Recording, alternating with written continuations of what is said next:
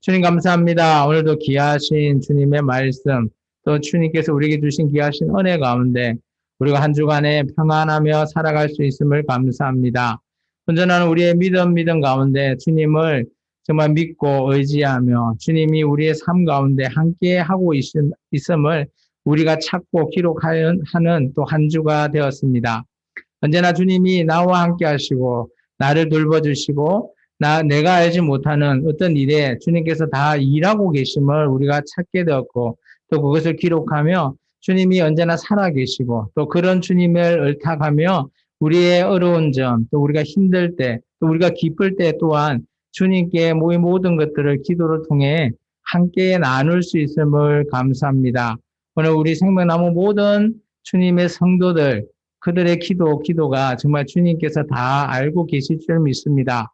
오늘 드리지는 이 예배 속에서도 주님 함께 하시고 그들의 어려운 점, 그들의 힘든 점, 그들의 안타까운 점 모든 것들을 헤아려 주시고 주님께서 또 말씀을 통해서 주님의 귀한 말씀이 그들에게 또 한 주간의 힘이 될 수 있게 도와주옵소서. 예수님 이름으로 감사하며 기도합나이다. 아멘. 할렐루야. 우리 앞사람, 옆사람, 뒷사람과 인사합니다. 주님의 이름으로 사랑하고 축복합니다. 반갑습니다. 오늘이 어떤 날인지 아신가요? 오늘은 제가 주보를 보시면 뭐라고 적혀 있죠? 종려주일이라고 되어 있습니다. 이 종려주일은 일반 우리 교회에서 지키는 어떻게 보면 부활절 절기를 지키기 하루 전주에 예수님께서 예루살렘에 입성하심을 기념하기 위해서 지키는 절기입니다. 예수님께서 오늘 예루살렘에 입성을 하시고 난 이후에 이제 내일부터 예수님께서 많은 일을 하십니다. 그리고 고난을 당하시죠. 그리고 십자가에 못 박히십니다. 이 모든 일주일이 바로 다음 주 한 주간이 됩니다. 그리고 십자가에서 죽으시고 난 이후에 예수님께서 무덤에 이렇게 장례되시고 그 이후에 우리가 다음 주 돌아오는 주일날은 예수님께서 이 땅에서 부활하신 날입니다. 오늘 우리가 믿는 그 예수님이 살아계시다라고 하는 증거가 될 만한 내용 중에 하나가 우리가 부활절을 지킨다라는 것입니다. 부활절은 어떤 날인가요? 예수님께서 죽었다가 살아나시고 그리고 사시는데 영원히 지금도 살아계신다라는 거예요. 그리고 그 당시 예수님의 제자들을 떠나서 하나님의 우편에 앉아 계셔서 지금도 하나님의 우편에 앉아서 살아계시는 그분이 바로 예수님이십니다. 믿으십니까? 이것을 믿기 때문에 우리가 부활절이라고 하는 절기를 참 소중히 여깁니다. 우리가 교회에 다니면 절기를 한 3가지 정도 우리는 지키죠. 부활절, 그리고 추수감사절, 그리고 예수님이 탄생을 기념하는 성탄절을 지키는데 어쨌든 간에 이런 3가지 절기 중에 그래도 기독교에서 가장 크게 지키는 날이 바로 부활절입니다.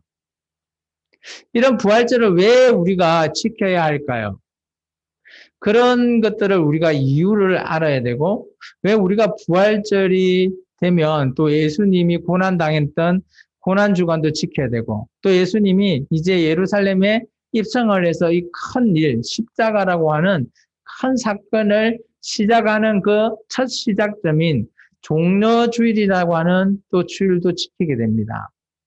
이런 모든 것들이 하나로 이렇게 어떻게 보면 딱 맞물려서 이 모든 것들이 진행이 되죠. 근데 이것이 그냥 일반적인 하나의 사건으로 끝나버린다면 우리는 부활절이라는 것을 지금 기억하지 못할 겁니다. 또 이런 예수님이 십자가의 사건이 어떤 그 당시 제수들이 당했던 그 십자가의 흉으로 끝나버린다면 우리는 지금 저 뒤에 보이는 십자가를 우리는 기억하지 못할 겁니다. 왜냐? 우리는 우리와 전혀 상관이 없는 저 십자가. 우리 한국에는 십자가, 물론 한국에서도 십자가형이 있었다고는 합니다만은 우리는 저 십자가를 이렇게 교회에 달게 될 줄은 생각도 못하게 되겠죠. 그런데 오늘 예수님이 이 십자가를 통해서 이 세상의 모든 죄인들인 저와 여러분을 그 모든 죄를 저 십자가의 영단번 제사로 모든 것들을 해결하셨어요. 그렇기 때문에 우리가 이 십자가를 어떻게 보면 귀하게 여기고 있는 겁니다. 근데 이 십자가를 세상의 종교처럼 뭐 불교의 부처상을 만든다든지 그렇게 여기시면 안 된다라는 거예요. 이 십자가는 그러나 예수님을 기억하는 그런 것을 기억하기 위해서 십자가를 교회에 이렇게 달고 있습니다. 그래서 어떤 목회자는 저 십자가가 우상 같다라고 해서 이 십자가를 과감하게 버려버렸어요. 그런 교회들도 있습니다. 왜냐? 교회는 십자가가 중요한 것이 아니라 예수 그리스도의 본질인 진리가 중요하다라고 여기기 때문이죠. 저는 참 공감을 합니다. 그렇지만 또 십자가를 통해서 우리가 아무것도 보이지 않으면, 그죠? 우리는 눈으로 보려고 하는 그런 습성이 있어요, 인간은. 그래서 우리가 성경에 보면 항시 하나님이 계신다고 하지만 하나님이 어때요? 실제 모습을 본 자는 다 죽기 때문에 하나님은 실제적인 모습이 아니라 다른적인 모습으로 보여드리죠. 모세 때는 구름 기둥과 불기둥으로도 보여주시고요. 그죠? 또 하나님이 성막이 만들어졌을 때는 그 성막 덮개 위에 앉아 계신다라고 하는 시온자, 그곳에 하나님이 계신다라고 하는 것을 보여주신 하나님. 이게 실제적인 모습을 보여주는 게 아니라 내가 여기 있다라고 너희를 지켜보고 있다라는 것을 보여주기 때문에 아마 이스라엘 백성은 그 모습을 보고 이게 하나님이다라고 생각했을 겁니다. 그렇기 때문에 이들이 어때요? 하나님은 눈에 원래 안 보이시는 분이니까 언제나 보이는 것을 찾기를 원했죠. 그래서 가장 큰 실수를 한 이스라엘의 북이스라엘 큰 왕이 있었죠. 여로보암 왕이라고. 그 사람이 하나님의 모습이 없는데 어때요? 다나하고 베델에 뭘 만들어요? 여호와라고 하는 송아지, 금송아지를 두 개 떡 만들어 놓고 이게 우리가 애굽에서 우리를 도우신 그 하나님 여호와다. 여호와 송아지를 만들어 버립니다. 어떻게 보면 우리 인간은 이렇게 오해를 불러일으키죠. 어떻게 보면 하나님이 내가 이런 모습이야 라고 딱 보여주면 얼마나 좋을까라고 생각하는 사람도 있습니다. 근데 그걸 보여준다고 한정 인간은 그것을 온전히 믿고 따를까요? 꼭 그렇지 않다라는 거예요. 온전한 모습이 보인다고 해서 그것을 믿고 100% 순종할 수 있다? 아니라는 거예요. 하나님은 그런 모든 걸 다 알고 계시기 때문에 하나님께서는 하나님의 형상 원치 않으시죠. 예수님도 십자가를 지셨지만 그 진 이유는 우리의 죄악으로 인해서 고통당하시고 그 십자가를 통해서 죄라고 하는 문제를 해결하기 위해서 지신 것뿐이에요. 그렇기 때문에 십자가가 어떻게 보면 우상이 되면 안 된다라는 거죠. 예수님 이꼴은 십자가 아니다라는 겁니다. 그래서 기독교인들이 많이 오해하는 것들 중에 하나가 제가 조금 전에 설명했던 내용들이죠. 그렇다면 과연 우리는 그러면 어떻게 살아가야 하나? 정말 중요한 것은 우리에게 있습니다. 우리의 손에 들려있죠. 성경이라고 하는. 이 성경에 나오는 하나님, 성경에 나오는 예수님, 성경에 나오는 이 십자가, 이걸 통해서 우리가 하나님이 어떤 모습을 하고 계시는지 우리는 궁금해할 이유가 없는 겁니다. 하나님이 잘생겼나? 하나님이 멋진 머리를 하고 계시나? 알 이유가 없는 겁니다. 우리가 얼굴을 보기 위해서 하나님을 만나는 게 아니라는 거죠. 성경에 보시는 하나님은 어떤 분이신가요? 우리가 성경을 구약에서도 보고 신약에서도 보면 참 헷갈릴 수 있습니다. 하나님이 이렇게까지 화를 내셔? 하나님은 좋으신 분 아닌가? 하나님은 늘 우리에게 참아주시는 분 아닌가? 우리는 늘 그렇게 생각했죠. 그래서 우리는 또 다른 오해를 불러일으킵니다. 여러분 앞에 서 있는 강단에 서 있는 저 같은 목사가 제가 하나님을 소개할 때 여러분은 제 말만 듣고 하나님은 이런 분이시야 라고 생각한다는 거죠. 저는 여러분 앞에 이 성경에 나와 있는 하나님은 이런 분이십니다라고 있는 그대로 저는 설명하고 있습니다. 그런데 하나님께서 막 화를 내서 사람을 죽이라고 그래요. 애들까지도 다 죽여. 그렇게 시키시는 분이 누구다? 하나님이시다라고 성경에 나와 있습니다. 우리는 이걸 어떻게 설명해야 될까요? 요즘은 그렇지 않은데 옛날에 좀 나이 드신 우리 성도님과 집사님 세대에는 아마 결혼하시기 전에 어때요? 중매쟁이라고 하는 사람을 통해서 이렇게 결혼을 했을 수도 있을 겁니다. 맞나요? 그럴 때 중매쟁이는 어떻게 설명을 해줘야 되죠? 양쪽 신랑과 신부 되는 사람한테 좋은 것만 얘기해야 되잖아요. 이 사람 나빠 이런 거 얘기하나요? 얘기 안 하잖아요. 그러니까 여기 강단에 있는 이 목회자도 여러분한테 하나님 소개할 때 하나님은 이렇게 독해, 하나님이 이렇게 화를 잘 내, 사람을 죽여 이런 거 설명할 수 있겠습니까? 아닌 거예요. 그렇기 때문에 성도님들이 성경을 읽지 않으시면 하나님을 오해하신데도요. 하나님이 마냥 좋으신 분이다라고 생각하신다는 겁니다. 근데 하나님은 그렇지 않아요. 오늘 우리도 화가 나면 화를 확 내잖아요. 하나님도 화가 나시면 오래는 참으시죠. 그런데 그 끝에 화를 내십니다. 그러면서 자기가 원했던 약속했던 민족까지도 어때요? 끝장을 내버려요. 그런 하나님을 어떻게 설명해요? 중매쟁이가 제 신부 치부를 드러내는 그런 안 좋은 것을 설명하는 중매쟁이가 있습니까? 그럼 아마 빰 맞을걸요? 다 좋다고만 얘기하고 얼른 어때요? 결혼시키려고만 하는 거죠. 어쨌든 우리가 정말 중요한 거는 교회에 나왔으면 예수님, 하나님, 성령 하나님은 어떤 분이신지에 대해서 여러분은 정확하게 알고 계셔야 돼요. 정확한 것.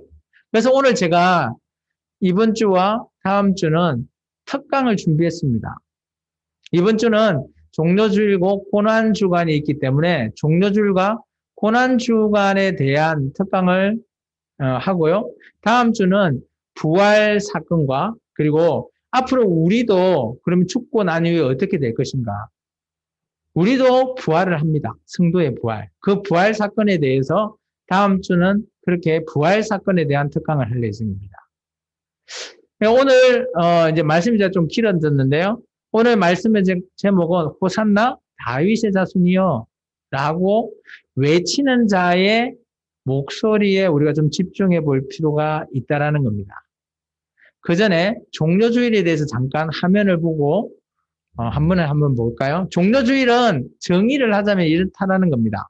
예수님께서 이제 십자가의 죽임을 당하기 위해서 십자가에 이렇게 형을 인도받기 위해서 어떻게 보면 예루살렘이라고 하는 도시에 입성하게 되는 그 날을 어떻게 보면 이제 기념하는 절기다라고 정의해 있죠. 이 말은 어떻게 보면 엄청 슬픈 얘기입니다. 여러분 한번 생각해 보시죠. 내가 죽기 위해서 저기를 들어간다? 죽으려고 하는 사람 있습니까? 예수님도 이 십자가라고 하는 이 형을, 그죠? 모면하기를 원하셨어요. 인간적인 모습의 예수님은. 그렇지만 하나님의 뜻을 알고 있기에 피하지 않으셨죠. 그것이 중요하다는 거예요. 우리가 예수님도 우리와 같은 육체의 몸으로 이 땅에 오신 겁니다. 그러니까 그 십자가의 고통은 어마어마했다라고 합니다. 십자가의 형은 당시 로마에서 가장 여러 가지 형이 있지만 가장 그 최고의 레벨의 형이랍니다. 이 형에 당하는 사람은 살인자거나 어떤 정치적으로 로마에 가장 피해를 입히는 그런 사람들에게만 이 형을 인도한대요. 십자가형에 달리면 잘 아시죠? 달리면 당장 죽지를 않아요. 최소 일주일입니다. 일주일 동안 그 십자가에 달려 있다가 마지막에는 질식사 당해서 숨을 멈는 그런 형이에요. 그러면 일주일 동안 당하는 고통이 어떨까요? 어마어마하다는 거예요. 그래서 이 십자가의 형은 로마에서도 참 십자가형이라고 하면 완전히 악한 악독적인 범죄자 아니면 이 형을 잘 판결하지 않는다라고 합니다. 어쨌든 간에 예수님께서 그런 십자가형을 통해서 이 땅의 모든 죄악을 어때요? 예수님이 승리하기 위해서 십자가에서 죽으셨다라는 거예요. 예수님께서 세례 요한에게 세례 받을 때 죄 없으신 하나님이 어때요? 이 땅의 모든 죄를 예수님이 세례를 통해서 죄를 받으신 거예요. 우리는 반대입니다.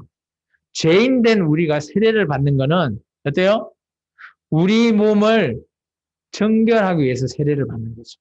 하나님의 그 모든 죄를 제 사건을 떠나보내기 위한 제 사함을 받기 위한 존재로 우리가 세례를 받는 거예요.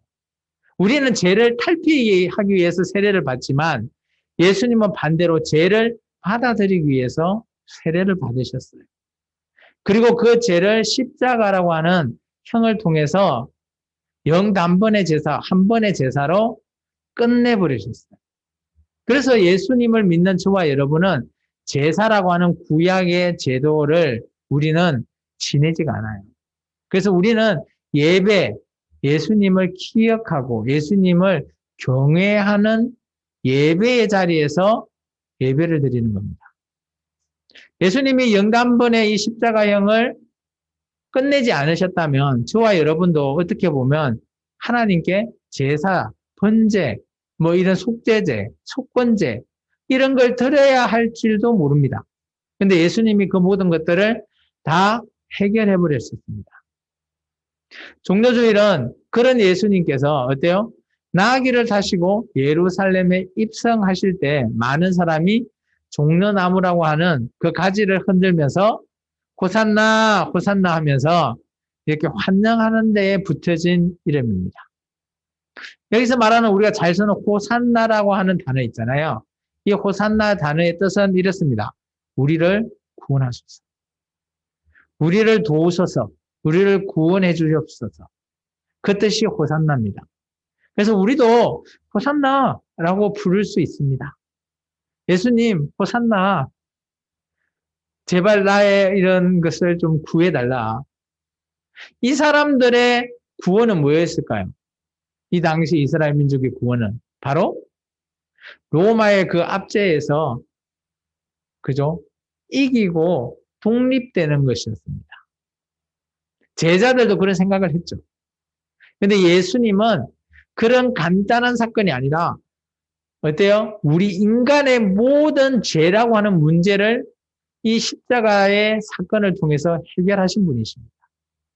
그래서 우리는 이 종려주일과 고난주가 부활주의를 어마어마하게 크게 성대하게 우리가 어때요?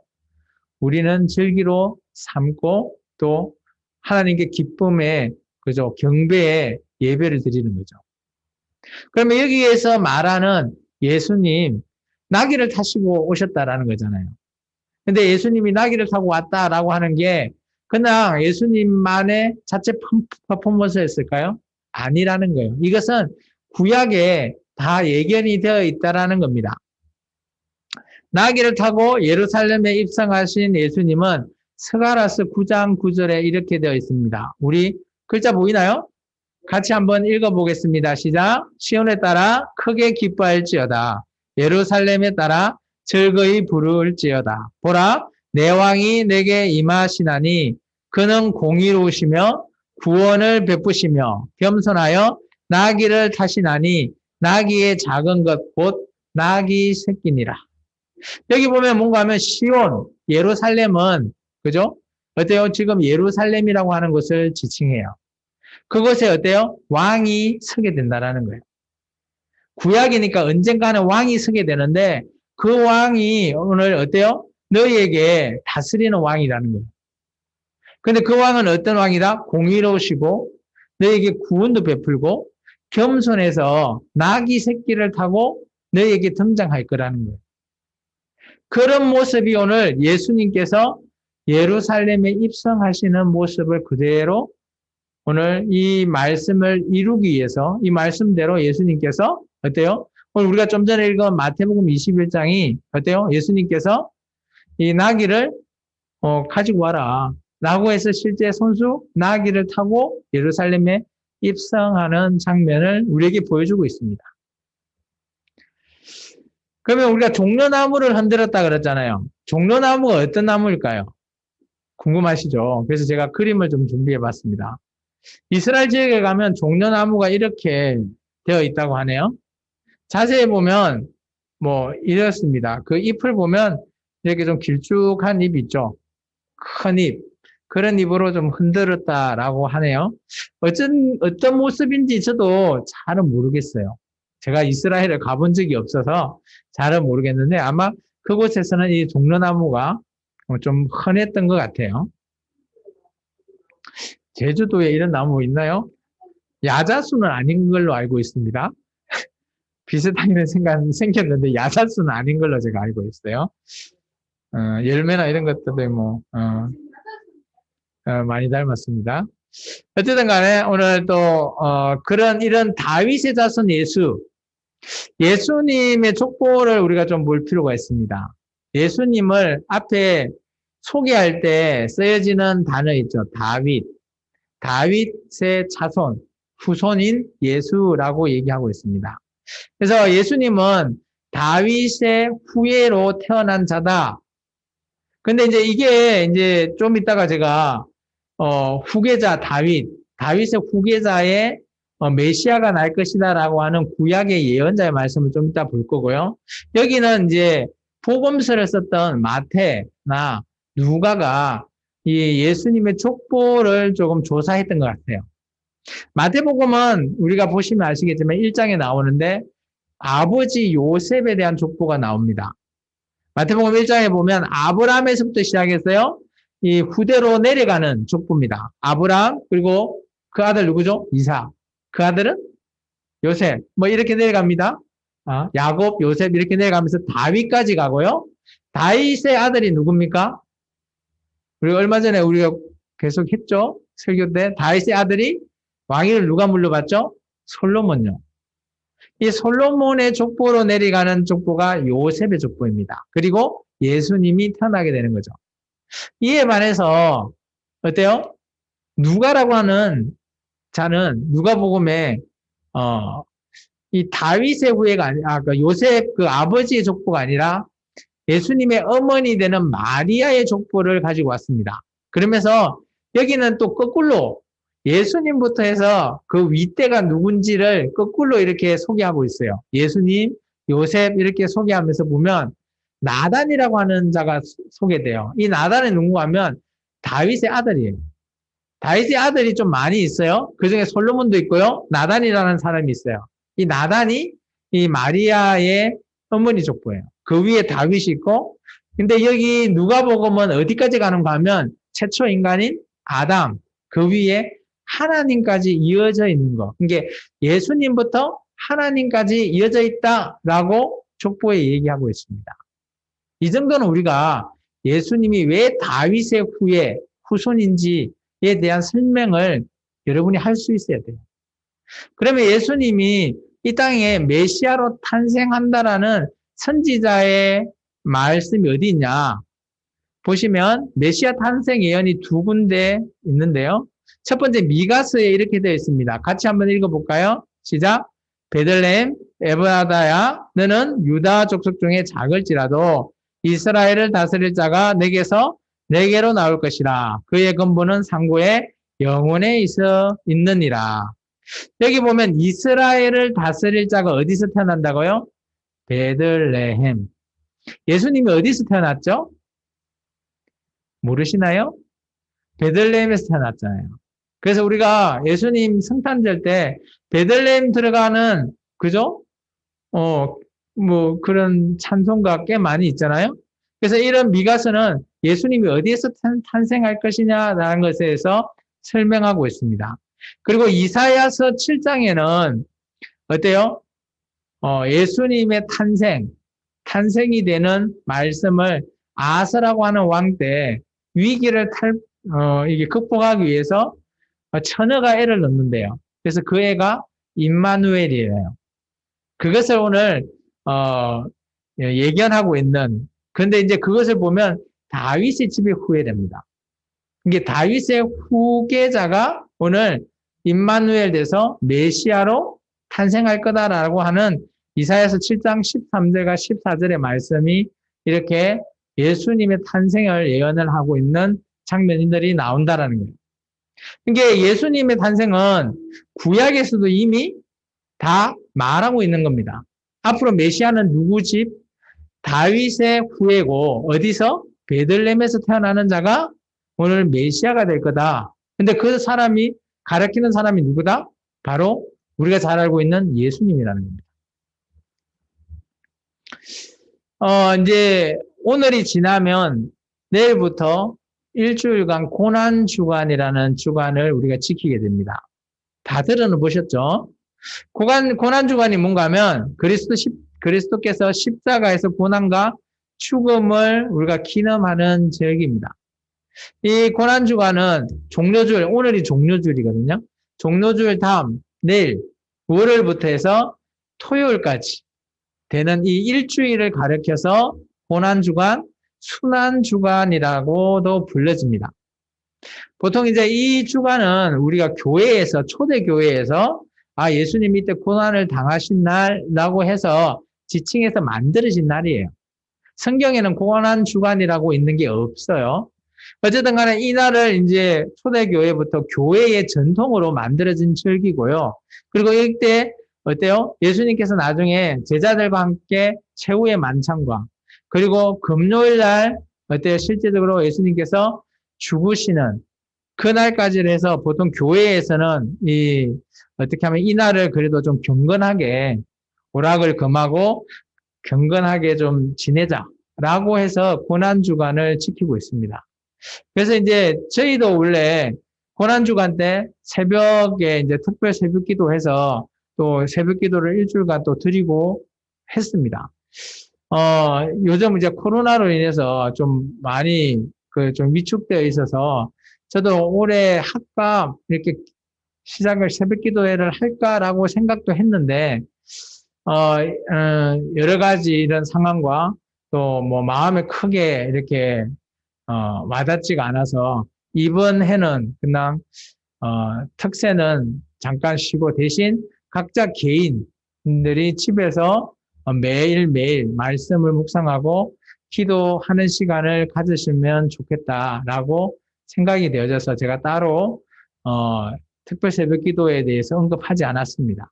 그렇지만 우리가 이 고난주간에 대해서는 각자 개인의 경건한 생활과 예수님의 그 고난에 동참하시라고 저는 여러분에게 말하고 싶습니다. 그럼 고난주간에 대해서 통해서 예수님이 어떻게 고난을 당하냐라는 예언이 담겨있는 예언자의 말씀이 있습니다. 우리가 잘 알고 있는 말씀이긴 한데요. 이게 이사야서 53장 4절과 6절의 말씀이에요. 같이 한번 좀 길지만 한번 읽어볼까요? 이 말씀은 예수님이 고난 당하시는 이유와 고난을 당했을 때 우리는 어떤 모습인지 우리가 어떻게 되는지에 대해서 말하고 있는 겁니다. 같이 한번 읽습니다. 그는 실로 우리의 질고를 지고 우리의 슬픔을 당하거늘 우리는 생각하기를 그는 징벌을 받아 하나님께 맞으며 고난을 당한다 하였노라.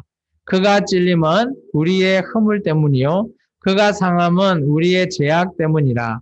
그가 징계를 받음으로 우리는 평화를 누리고 그가 채찍에 맞음으로 우리는 나음을 받았도다. 우리는 다 양 같아서 그릇 행하여 각기 제 길로 갔거늘 여호와께서는 우리 모두의 죄악을 그에게 담당시키셨도다. 여기서 말하는 그가 누굴까요? 바로 메시아 되시는 예수님을 가리키는 겁니다. 놀라운 거는 지금도 유대교는 예수님을 그리스도로 인정하지 않아요. 근데 유대교는 그렇기 때문에 당연히 신약, 우리가 배우고 있는 신약을 그들은 인정하지 않습니다. 그래서 그들은 구약 39권만 인정을 해요. 그래서 지금도 유대인들은 어때요? 이 이사야 53장에 나오는 이 말씀은 건너뛴다고 합니다. 금서로 되어 있어요. 왜 그럴까요? 이 말씀 53장의 말씀을 읽으면 과연 그가 누굴까? 라고 다 의문을 가진대요. 그래서 역사적으로 다 찾아보면 누구를 가리키는지 그들도 안 돼요. 바로 예수님을 가리킨다라는 사실.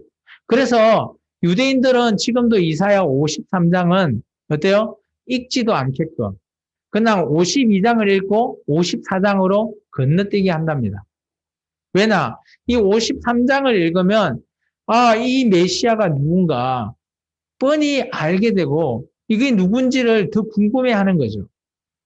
그래서 지금 유대인들도 이 53장을 금서조항으로 아예 건너뛰게끔 얘기하고 있습니다. 근데 이 53장을 자세히 보면 예수님의 모든 것을 가리키고 있는 겁니다. 오늘 우리가 어때요? 평화를 누리고 오늘 우리가 그죠? 어때요? 예수님이 다 했던 그런 채찍을 맞고 고난을 당하고 그 예수님의 상함으로만 해서 우리가 받은 것들이 얼마나 많아요. 우리의 해물이나 우리의 죄악이나 그런 모든 것들을 예수님께서 이 십자가의 사건으로 말미암아 그죠? 모든 것들을 해결하셨다라는 것이 예수님이 이 땅에 오기 전 이사야 선지자가 했던 예언서에 기록되어 있다라는 겁니다. 이런 걸 보면 하나님께서는 어때요? 다 살아계시고 그 처음과 끝을 다 알고 계시는 분이셔요. 우리식으로 표현하면 이렇습니다. 하나님은 다 계획이 있으신 분이시다. 그래서 오늘 예수님을 이 땅에 보내신 이유를 알면서도 이 모든 것들을 담당시켰다라 했잖아요. 담당시켰었던 그런 이유로도 자기 아들을 이렇게 과감하게 사용하셨다라는 겁니다. 이게 예수님이 당하는 고난이죠. 예수님의 고난을 우리가 조금 힘적을 좀 따라가면 한 일주일 정도 되잖아요. 일주일 동안 예수님이 어떤 일을 하셨을까라고 우리가 보여지면 혹시 이게 숫자가 좀 보이나요? 뒤에서? 잘 안 보이시죠? 좀 화면이 작아서요. 여기 숫자가 좀 매겨져 있습니다. 그래서 1번은 여기 오른쪽 편에 보시면 베다니라고 되어 있어요. 베다니에 누가 있죠? 우리가 잘 알고 있는 예수님께서 살리신 나사로 집이 있어요. 그곳에 마리아하고 마르다가 있죠. 이제 그곳에 도착하는 날, 이때가 금요일이에요. 이게 따지고 보면 우리 식으로 보면 우리가 지금 주일이잖아요. 어제 말고 그저께 도착하신 거예요. 그리고 어제 토요일 되는 날에는 어디에 방문한가 하면 여기 2번 돼 있는 데 있죠. 나병 환자 시몬의 집에 방문하게 됩니다. 이때 예수님의 어때요? 장사를 위해서 자기가 가지고 있는 그죠? 그 옥합을 깨트리고 어때요? 그것을 머리에 붓고 자기의 머리로 예수님을 이렇게 발을 씻긴 그죠? 우리가 오해해서 막달라 마리아 하지만 막달라 마리아가 아니고 베다니에 있는 마리아입니다. 그 마리아의 사건이 어제 있었던 일이고요. 그리고 오늘 주일날 종료주일이잖아요. 여기 3번 보시면 예루살렘에 입성하십니다. 그리고 나서 예루살렘에 입성하고 환영을 받는 오늘은 정말 기쁜 날입니다. 그리고 나서 이제 내일 월요일 될 때 보시면 여기 중간에 보이나요? 4번. 이 4번 요 정도 있죠? 4번에 보면 베다니에서 이제 예루살렘에 들어갈 때 이제 어떤 일이 있는가 하면 예수님께서 성전에 들어가서 성전을 청결하는 이게 막 양도 팔고 막 소도 팔고 뭐 이런 거 할 때 막 돈도 바꾸고 그런 걸 해서 예수님이 깨끗이 청결하시죠. 청결 작업도 하시고 또 좀 왔다 갔다 하니까 시장 하실 때 무화과 나무에 열매가 없는 거 보고 저주했던 그 사건, 그게 월요일에 있는 사건이고요. 화요일은 또 예수님이 계속해서 성전에 들어가서 비유와 가르침, 그리고 논쟁, 그리고 또 이때 이제 유다가 예수님을 팔 생각이 들어갔다라고 우리가 기록되어 있습니다. 그때가 화요일이에요. 그리고 나서 수요일은 성경에서 어떤 일을 했는지 정확하게 기록되어 있지는 않아요. 그리고 이제 목요일 날 보면 예수님이 제자와 함께 여기 보이나요? 이 밑에 7번 승만찬의 다락방 했을 때 왼쪽 아래 보내보시면 여기가 이제 마가의 다락방에서 예수님께서 제자들과 함께 제자의 발을 씻기시고 그리고 그들과 함께 성만찬을 하십니다. 그때 이제 가룟 유다에게 나를 팔 자가 있다. 나와 손 넣는 자, 뭐 내가 빵을 떼어주는 자, 받는 자, 그 자가 나를 팔 것이다. 라고 하고 가룟 유다에게 어서 네가 가서 네 일을 해라. 라고 보내주죠. 그리고 나서 예수님이 성만찬이 끝나고 난 다음에 어디로 가시는가 하면 저 위쪽 성전 앞에 위쪽에 보면 겟세마네라고 하는 동산에 가서 기도하고 계시죠. 기도하고 밤을 새십니다. 그리고 그 다음날 새벽에 어때요? 대제사장과 장로들이 가가지고 그 장로들이 보낸 그 수하들이 가서 예수님을 가룟 유다와 가서 예수님을 잡게 되죠. 그리고 그들이 끌고 가서 예수님과 함께 이 사람의 제목을 정하죠. 그리고 신성모독이라는 것을 그들 가야바 대제사장이 정하게 되고 그들이 어때요? 빌라도에게 넘겨줍니다. 그리고 빌라도에게 어때요? 오늘 이 유대인의 왕이고 이게 잘못됐으니까 제발 십자가행으로 달아달라 라고 얘기합니다. 그때 빌라도가 아무리 봐도 이 사람이 십자가에 달릴 그런 제목이 없다라는 거예요. 무죄다라고 얘기하지만 많은 유대인들이 반기를 일으키니까 어때요? 쿠데타를 일으키면 자기 입장에서 힘들으니까 손해보니까 그래서 그들이 어쩔 수 없이 빌라도는 예수님을 십자가형으로 넘기십니다. 판결을 하는 거예요. 요한복음을 자세히 보시면 예수님이 십자가에 넘기는 장면이 나옵니다. 그리고 예수님께서 여기 보시면 성전 밑에 8번 골고다라라고 하는 이곳에서 우리가 잘 알고 있는 십자가에 달리시게 되고요. 그때 보통 이 십자가행은 일주일이라고 했잖아요. 근데 예수님께서는 그 전에 채찍질과 고통 이런 것들이 너무 심하셔가지고 십자가에 달리시고 얼마 있지 않으시고 바로 죽으십니다. 그리고 나서 오늘 장사되시고 그 옆에 보시면 보이나요? 여기 보시면 골고다 바로 옆에 보면 이제 장사가 되시고 주일날 부활하시는 그런 부분으로 해서 예수님의 일주일의 행적을 이렇게 살펴보았습니다. 그렇다면 예수님께서 십자가에 달렸을 때 하신 7가지 말이 있어요. 그게 뭔가 하면 가상칠언이라고 하는데요. 예수님께서 십자가 위에서 하신 가상칠언의 말씀을 우리 같이 한번 읽어볼까요? 첫 번째 예수님께서 하신 말씀이 누가복음 23장의 말씀입니다. 같이 읽어봅니다. 시작. 이에 예수께서 이르시되 아버지여 저들을 사하여 주옵소서 자기들이 하는 것을 알지 못함이니라 하시더라. 그들이 그의 옷을 나눠 제비를 뽑을세. 이 부분이 가장 먼저 누가복음에 있는 말씀을 시작했고요. 두 번째도 마찬가지. 이때 이제 예수님과 함께 달려있는 두 강도에게 했던 말이에요. 2번 읽습니다. 예수께서 이르시되 내가 진실로 내게 이르노니 오늘 내가 나와 함께 낙원에 있으리라 하시니라. 그리고 세 번째는 이제 예수님의 어머니와 사도 요한이 어때요? 예수님을 보게 되고 예수님이 어머니한테 하고 그리고 요한 제자인 요한에게 어머니를 부탁하는 말입니다. 세 번째요. 같이 읽을게요. 예수께서 자기의 어머니와 사랑하시는 제자가 곁에 서 있는 것을 보시고 자기 어머니께 말씀하시되 여자여 보소서 아들이니다 하시고 또 제자에게 이르시되 보라 내 어머니라 하신대 그때부터 그 제자가 자기 집에 모시니라. 이게 이제 세 번째 예수님이 어머니와 제자에게 부탁하는 말이고요. 계속해서 네 번째 보시면 이때 이제 우리가 잘 알고 있는 말이죠. 이제 실제적으로 예수님께서 마지막 숨을 거두기 직전에 하신 말씀이에요. 네 번째 마태복음 27장의 말씀이요. 같이 읽습니다. 제9시점에 예수께서 크게 소리질러 이르시되 엘리 엘리 나마 사박다니 하시니 이는 곧 나의 하나님 나의 하나님 어찌하여 나를 부리십나이까 하는 뜻이라. 우리 잘 알고 있는 말이죠. 그리고 다섯 번째는 이제 예수님께서 목마르다 라고 하면서 이제 하신 말씀이에요. 요한복음 말씀. 시작. 그 후에 예수께서 모든 일이 이미 이루어진 줄 아시고 성경을 응하게 하려 하사 이르시되 내가 목마르다 하시니 라고 해서 이제 어때요? 군병들에게 물을 적셔서 이렇게 포도주즙을 이렇게 주게 되고요. 마지막에 이제 이 포도주즙을 이렇게 먹고 나서 한마디 하시고 이제 숨을 거두십니다. 그게 요한복음 19장 30절의 말씀. 여섯 번째요.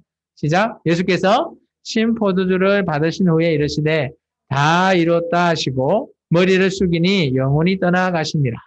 여기서 다 이뤘다라고 하는 것은 예수님의 사명을 다 이뤘다라는 뜻도 있고요. 또 원어의 또 다른 뜻이 뭔가 하면 내가 이전에 빚진 걸 다 갚았다라는 뜻이 있어요. 그래서 이 땅에 예수님께서 어때요? 이 땅의 죄에 대한 것을 예수님의 십자가형으로 통해서 죄의 값을 다 치렀다라는 거예요. 그래서 우리가 예수님을 믿으면 구원받는 이유는 내 죄가 예수님이 우리의 죄를 다 값을 치렀기 때문에 미리 내가 예수님을 믿으면 예수님이 나의 죄를 다 값으로 치러주셨기 때문에 내가 죄의 문제를 해결받는 거예요. 그래서 우리가 예수님을 믿으면 하나님 앞에 죄 없는 상태로 나아갈 수 있어. 그래서 구원받을 수 있다라고 말하는 겁니다. 그리고 마지막 일곱 번째, 이 누가복음 23장의 말씀 읽습니다. 예수께서 큰 소리로 불러 이르시되 아버지여 내 영혼을 아버지 손에 부탁하나이다 하고 이 말씀하신 후에 숨지니라. 물론 이제 누가복음과 요한복음의 말씀은 조금 다르지만 하여튼 숨이 멈추기 전에 하신 말씀이에요. 내 영혼을 아버지께 부탁하는 예수님. 이렇게 해서 일곱 가지의 예수님께서 십자가에 달려 있었을 때 하신 말씀을 각 복음서별로 요약해서 보통 우리가 가상칠언이라고 우리가 말하고 있습니다. 그래서 이 말씀은 여러분이 꼭 좀 기억하셔야 되기 때문에 제가 정리를 했어요. 그래서 예수님께서 십자가에서 어떤 얘기를 하셨는가를 여러분이 좀 눈여겨보셔야 됩니다. 예.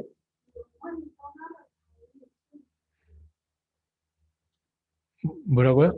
영혼이 떠나가고, 영혼을 부탁하고, 그 다음에 숨을,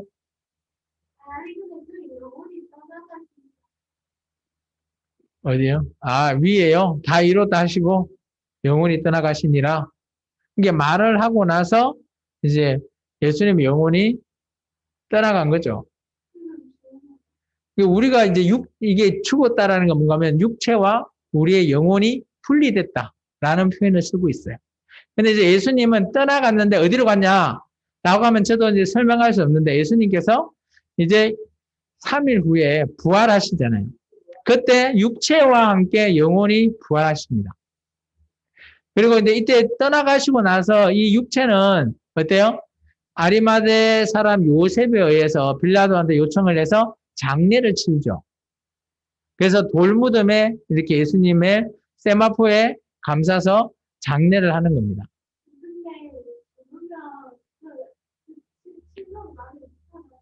이거는 뭔가 6번과 7번은 같은 얘기라는 거죠. 6번 순서적인 게 아니라는 거죠. 제가 설명한 건 순서적인 게 아니라 이때 이런 말을 했을 것이다. 다 이루었다. 그리고 또 자기의 영혼을 하나님 앞에 부탁을 했다. 뭐 이런 형태로 이게 순서적인 건 아니라는 겁니다. 이런 말을 하셨을 것이다 해서 가상이 뭐예요? 가상. 7개의 말을 가상. 우리가 가상에서 한번 생각해 본 거다라는 거예요. 그래서 가상칠언이라는 말로 붙어 있는 겁니다. 예수님께서 꼭 이 순서대로 하셨다? 알 수 없어요. 알 수 없는데 보통 이제 학자들이 이제 이런 말을 통해서 하셨을 것이다. 이렇게. 그래서 이 7개의 말씀을 이렇게 조합해서 우리에게 말하고 있다라는 겁니다. 이제 우리 마지막으로 그렇다면 우리가 고난주간, 종료주일은 기쁜 날이죠, 오늘은. 그리고 예수님의 고난주간은 슬프지만 그러면 과연 우리는 그러면 어떻게 해야 되냐라는 의문점이 있잖아요. 그러면 여러분은 어떻게 그러면 한 일주일을 살아가야 될까요? 평상시대로 살아가면 될까요? 그래서 제가 좀 준비해 봤습니다. 우리 같으면 어떨까? 교회에서는 오락도 금하고 금식도 했다라고 하잖아요. 그래서 저도 이제 어쨌든 간에 고난주간에 우리의 경건을 어떻게 실천하면 좋겠나라고 생각을 해봤습니다. 한 세 가지 정도 생각을 해봤는데, 물론 이것을 세 가지 다 지킬 수 있으면 좋겠지만, 지키지 못하더라도 제가 여러분을 질책하지는 않을 겁니다. 그렇지만 여러분이 예수님이 나한테 주신 이 사랑하심을 기억한다면, 한번 일주일 동안 다른 주처럼 살지 말고, 그렇다고 다른 주가 잘못 살았다는 건 아니고요.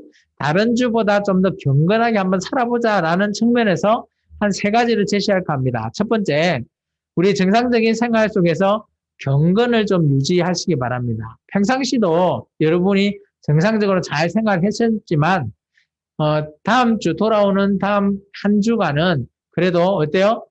여기서 말하는 경건은 뭐 여러 가지가 있을 겁니다.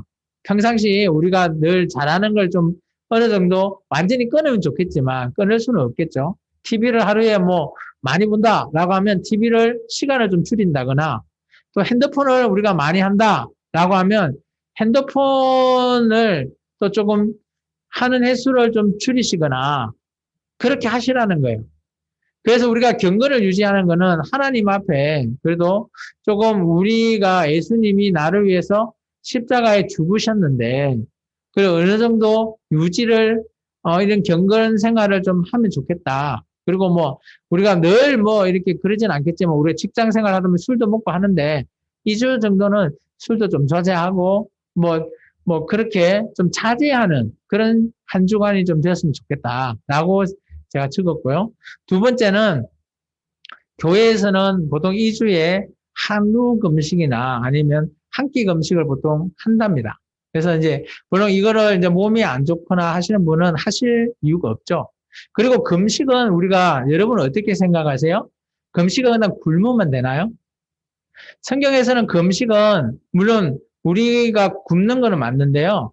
그냥 굶는다고 그게 금식이 아니라는 거예요. 금식은 뭔가 하면 우리가 나중에 제가 시간이 나면 좀 더 자세히 설명해 드리겠지만, 금식은 어떻게 보면 내가 그 굶은 금액만큼 이웃을 구제하는 겁니다.